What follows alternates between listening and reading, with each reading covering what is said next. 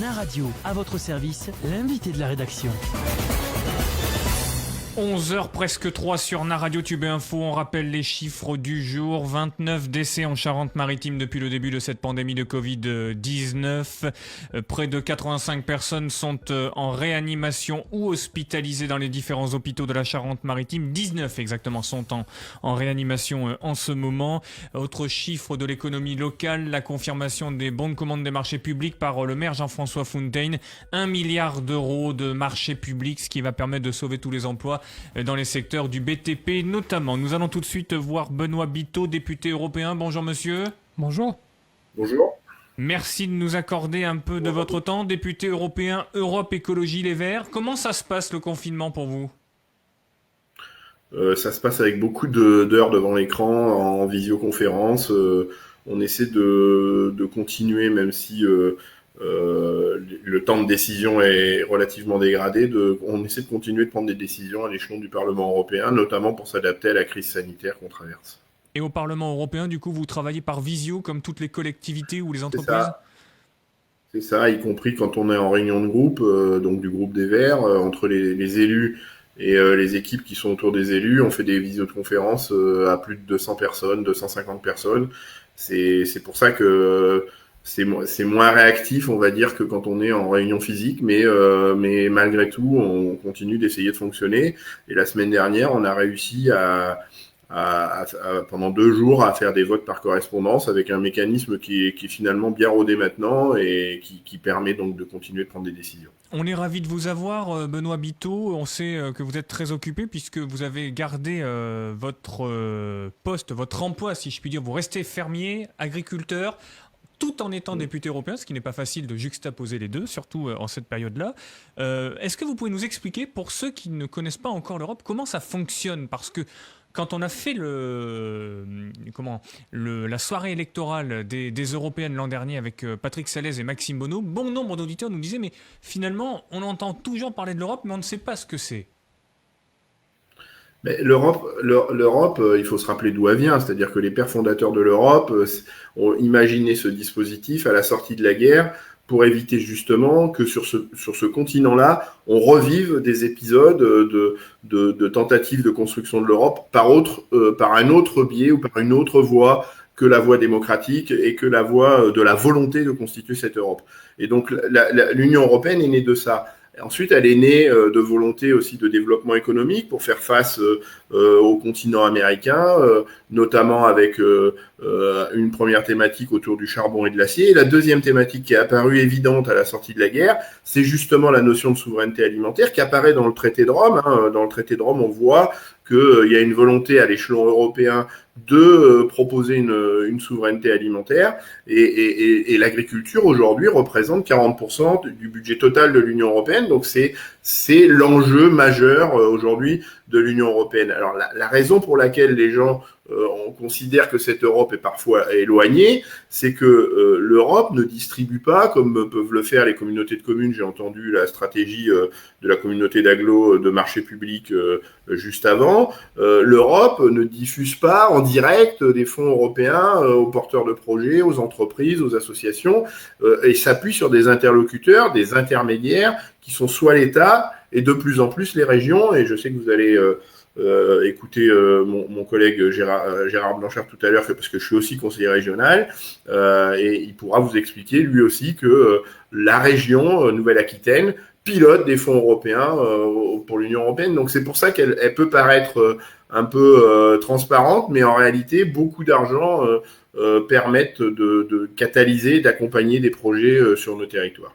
Alors, votre communiqué qui nous est parvenu jeudi, d'où le motif de vous avoir invité ce matin, nous a un peu interpellés parce que on a vu que la Commission européenne envisageait de refuser, enfin pas de refuser, mais d'amputer de son versant agricole le fameux Green Deal. D'abord, avant de répondre à cette question, est-ce que vous pouvez nous rappeler ce qu'est le Green Deal, Benoît Biteau ?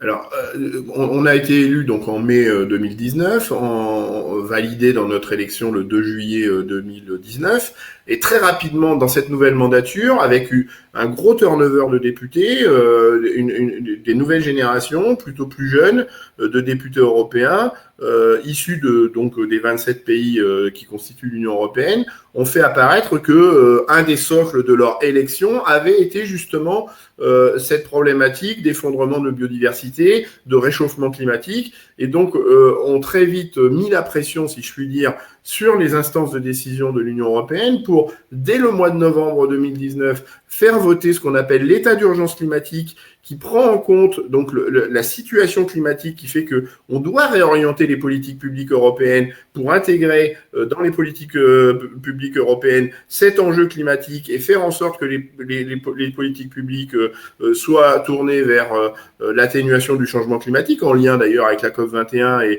et la signature des accords de Paris. Et dès le début de l'année 2020, on a voté ce qu'on appelle le Green Deal, qui est la déclinaison opérationnelle, les axes sur lesquels l'Union européenne va s'engager, ou devrait s'engager en tout cas, pour participer dans ces politiques publiques à l'atténuation, voire à la disparition de l'effondrement des biodiversités et à l'apparition de politiques publiques qui vont dans le sens de l'atténuation du changement climatique. Et donc du coup le fait que la Commission européenne envisage d'amputer de son versant agricole, ça vous inquiète ? Mais c'est inquiétant parce que quand on regarde, moi j'aime bien quand on construit les politiques publiques qu'on essaie de bâtir les solutions sur des données objectives. Et quand on regarde objectivement ce qui s'est passé, on se rend compte que cette crise sanitaire est une conséquence, un indicateur des modèles économiques et en particulier en agriculture qui effacent la biodiversité et qui permet cette expression de ce qu'on appelle les zoonoses, c'est-à-dire la possibilité que des virus, des parasites, des pathogènes viennent de la nature pour pouvoir contaminer l'homme. Quand on garde des zones de biodiversité suffisamment vastes, la nature, entre guillemets, conserve ces pathogènes et évite qu'on assiste à ces zoonoses. Ce texte, on va assister probablement à une crise économique. On refuse d'appliquer les règles du Green Deal pour transformer l'économie vers une économie qui serait résiliente à l'égard de ces enjeux de biodiversité, ces enjeux de pollution, ces enjeux de dégradation des ressources, et je pense à l'eau par exemple, est juste une erreur fondamentale parce qu'on n'attrape pas le sujet à la cause. On a besoin pour se préserver, y compris de ces crises sanitaires-là, d'accompagner des transitions économiques et particulièrement en agriculture qui permettent justement d'éviter que on crée les situations de ce genre de crise sanitaire désastreuse. Benjamin. Bonjour Benoît Biteau, on a pas mal de questions pour vous, notamment sur la page Facebook officielle de Naradio. On a Alain qui nous dit « Bonjour Benoît Biteau, vous avez récemment déclaré craindre une surproduction. Est-ce que vous pouvez nous expliquer pourquoi ?»